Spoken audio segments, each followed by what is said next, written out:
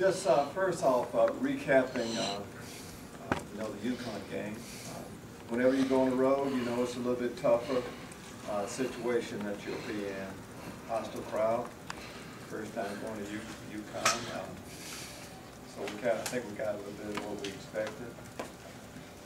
Football team-wise, last week I talked about improvements you normally make from game 1 to game 2. Can't say that was totally the case with us. We're hopefully game 2 to 3, we can really clean some things up then. But at the same time, you never apologize for a win. We found a way. We had opportunities there to put a little bit of distance in between us. After we got behind, I might say. And you want your football team to go through adversity to see exactly who we are. Thought we met that challenge, but we had an opportunity to put a little distance in between us. We weren't able to do that. Offensively, one of the primary reasons you can't turn the ball over 3 times, and some of the penalties that we had were costly, but we'll clean those things up, especially celebration penalties after a touchdown. Something good happens, and you get in the hole based on that. But we're learning, we're growing. Injury-wise, we had a few players that missed time. Reggie Corbin being one of them with the hip pointer. I hope we'll have him back this week. We have some other players that have missed time that are getting closer to returning. So injury-wise, as I say, we're hoping a little bit better position. After you leave the UConn game, of course, it's always on to the next week. And we knew, you know what the schedule is, and we knew, and we were going to have a good Eastern Michigan team coming in here, bowl team. That, of course, upset Big Ten opponents last year. Played Kentucky, strong this past week. So it's kind of where we are. We need to make some improvements in a lot of different areas, all 3 areas. And to finish up the non-conference schedule with a 3-0 record, of course, is exactly where we want to be. Next question. Lovie, talking about Eastern Michigan on Saturday, I know it's not good to look ahead, but what would a 3-0 start do going into that first Big Ten game under the lights in 2 weeks? Well, I don't think it's necessarily looking ahead, though. When if you're talking about the next week, I mean, we want to be 3-0. That's been one of our goals, to go through a non-conference schedule 3-0. So that's why this game is so important. Each week you talk about the importance of that game, and it is. For us now, we're there. And again, we have a worthy opponent. We're excited about coming back home. There's a lot of reasons why we want to get back on the football field.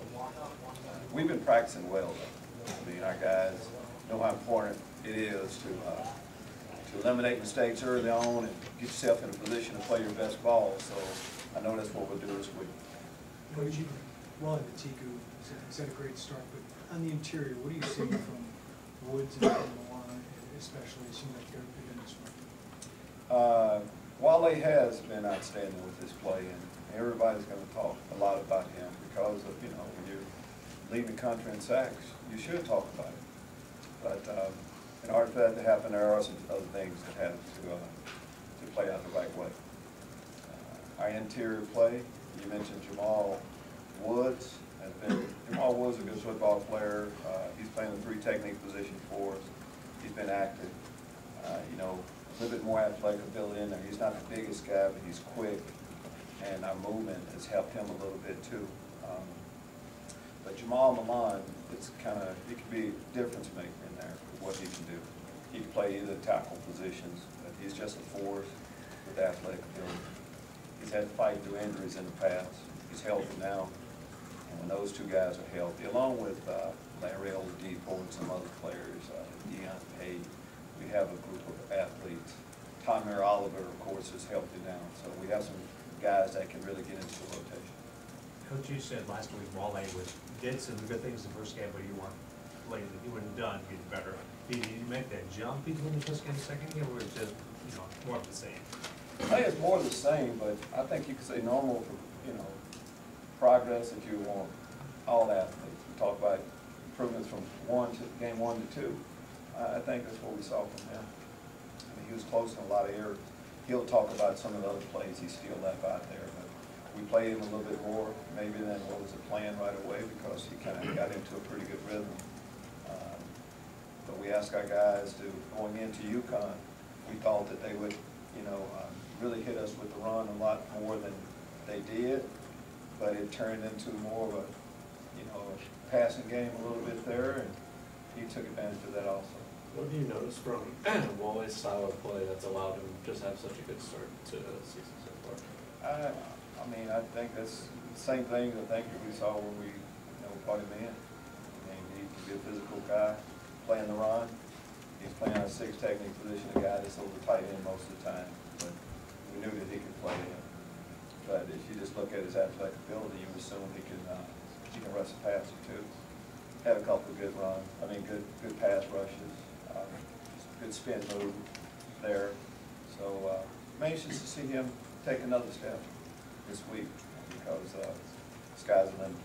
What is that another step in your mind that you maybe? More plays. Kind of simple as that. He's solid. He's going to play the run. He's going to play hard. He's a coachable guy. Just more plays.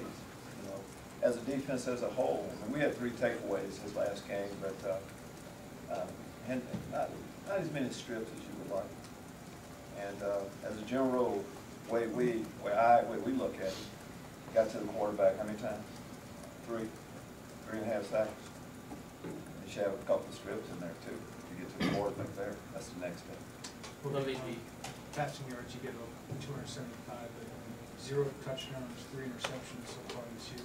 No big plays. Is that the goal? Is that the design of this? Oh, I think absolutely that's the goal, not to give up the big plays. And we had some favorable situations Saturday, and we didn't capitalize on. That's a lot. Just too many passing yards. The takeaways were big. Mike Marquez getting, an interception, his first of the season. Dele Harding, quarterback of the defense, big interception by him, but we could have done some more. We need to correct a few more things in the passing game. It's too many yards in there. Well, you have obviously Brandon Peters, but then you see Josh Mitchell-Bailey and Sidney are 2 of your top 3 pass catchers. Wally and Milo and Austin. Does these success of these transfers kind of change or shape how you might view the transfer portal kind of after this season? Oh, we had a commitment to the transfer portal, graduate transfers, I should say, before. We thought that's what our program needed. You kind of look at where you are after every season. And we like these athletes. We like them on the football field. Got to know them. Feel like they could come in and be team players for us. And that's what they've done. But keep all options open, always. May lean more on high school athletes this year. And there's another good athlete out there that for whatever reason it just didn't quite work out for them. We'll look at everyone. Coach, you talked about wanting to improve the pass defense. It looks like EMU is pretty pass heavy. Does the challenge go up this week for that? I think it does, but they passed a lot more this past week against Kentucky. The week before, though, they had more of a run emphasis then. So I think you go into games, you never know for sure what you're going to see. You just assume that a team may come out and just be committed to the run. You need to be sound there and be able to play it. If a team gets in a passing situation, ideal world, when a team gets in a passing situation, a lot of times they're behind. And of course you'd like to be in that position. That was the case this past week against Kentucky. We'll see how it plays out. Coach, you touched on the celebration penalties. What do you like to do to kind of curb that or stop that? Like everything else, Bob, you don't tell them not to do it, I know that's pretty simple approach, but I think as a general rule, you kind of know when you shouldn't do something. And, Rayvon Bonners, he was, you're on the road, you see, if you see some orange in that stadium, and they're excited, so before you know it, you high-five them. But you had, 10 other teammates that were ready for it to celebrate with you there, so you won't make that mistake again. It's not like we were taunting the opponent, a little bit too much excitement, we'll just take it over to the sideline. There are some things that are hard to correct. This isn't. We don't put this in that category. You push in the NFL, they can pretty much do anything, push touchdown. Would you like the college to maybe go more that direction, be a little more celebratory or not? been so long since I've been in the NFL. I don't remember know what their rules are. I just know right now, we know what the rules are. We can't celebrate like that. Can't do it. Kind of simple as that. We'll get it corrected. It won't happen in the future. Could Brandon throw us an interception, take you back to the house? What did it say about him to step back up in that second quarter? There were 3 touchdowns in another drive. Well, I mean, you know, when you're in a game, you make a mistake. You can't get it back. Now so much more football left to go. Things happen early on. Every game you're going to fight through some kind of adversity.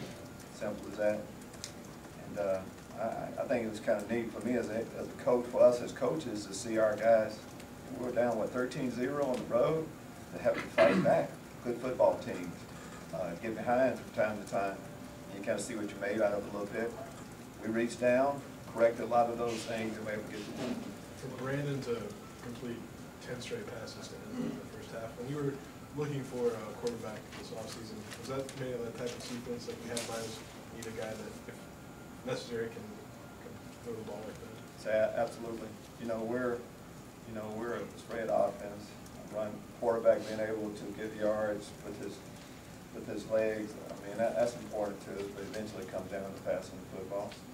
And we talk about some of the I talk about some things we did wrong, but Brandon would be the first guy that's like to have a few plays back. But think about that scramble, you know, for the touchdown. I mean, he did some awful good things too. Do we expect him to give us that type of play? Yes. He'll give us that and more in the future. Lovie, where do you think that ability to overcome that adversity, where does that come from with this team? And maybe not all teams have that ability. Well, I think if you're a good football team, you're going to have to be able to fight through adversity. Things don't always go your way, but if you prepare for it, if you train for it, all season work, the mental preparation for it, and then just knowing that things are going to come. It's kind of how you handle them as much as anything. And that's what I like. I mean, we're down 13-0. There wasn't any panic. Hey, guys, we made some mistakes, but we kept it to a minimum.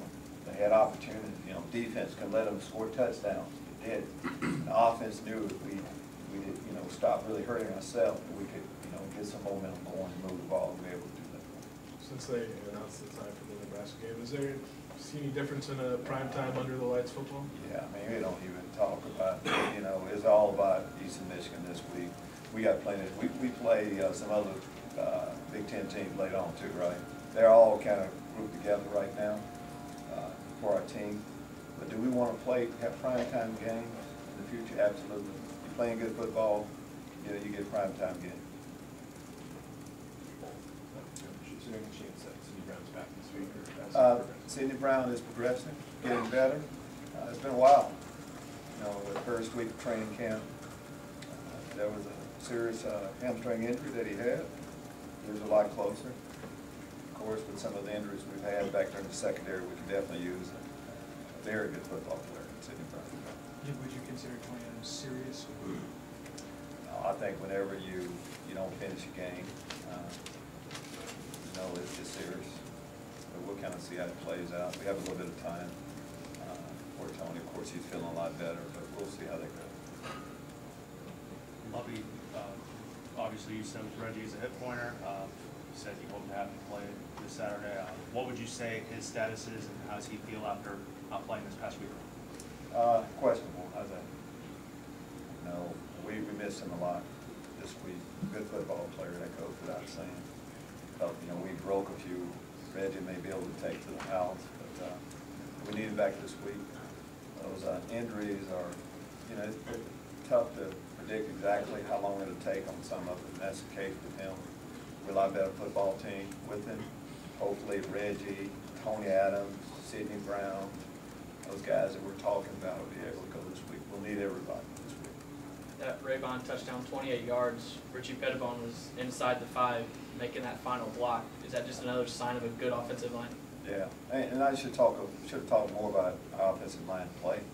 You know, that's the offensive line for you. You know, you do your job each week. Nobody talks about you an awful lot, except when you make, you know, get a penalty or something. But Richie has been solid for us. That's what we brought him here to do. But the entire offensive line has been. And you like to be a running back. You know, you like to be a quarterback. Of course, in the pocket and protection is good. A couple of those they got a little bit of pressure. We had some other breakdowns from other positions and protection a little bit, but offensive line has put together 2 solid games. We'll be able to do that this week. You talked about bouncing back, good teams come face adversity. Is part of that maybe lack of panic that you saw from a veteran team that maybe a younger team wouldn't handle the same way? I don't know. I just know down 13-0. We're young, and each step along the way is something new for us. Down 13-0 on the road. I mean, there's a sense of, picking up tempo, of course. Hurry up, let's go. We need to be able to get this. And that's what I saw from my football team. I think it was as simple as that. And at the same time, you can kind of see there's a reason why we were in that position. You can pinpoint. I would like to have 4th down again, over. Put the team in the hole a little bit right there. So, but again, you cover up for each other a little bit as much as you can. How important is it to show the ability to come back from a 2-score deficit early in the season? Because likely a situation like that could probably present itself later in the year as well. I think any adversity you go through early on in the year is good situation. There's so many learning experiences you have early in the year. The first game we talked about, we haven't had a chance to do a lot of live work. We got a chance to check that off the list a little bit. So when you get in these situations, yes, when you're down, learning experience. We talk about the celebration. And we want to have to go over celebration. After you score a touchdown, this is what you do. We want to be in that situation, but a lot of these, we haven't been in these situations an awful lot. So you learn. Great meeting today to go over all these things that we're talking about right now, and it should just help us in the future. Thank you. All right. Chris Rod, you want to come bring up here?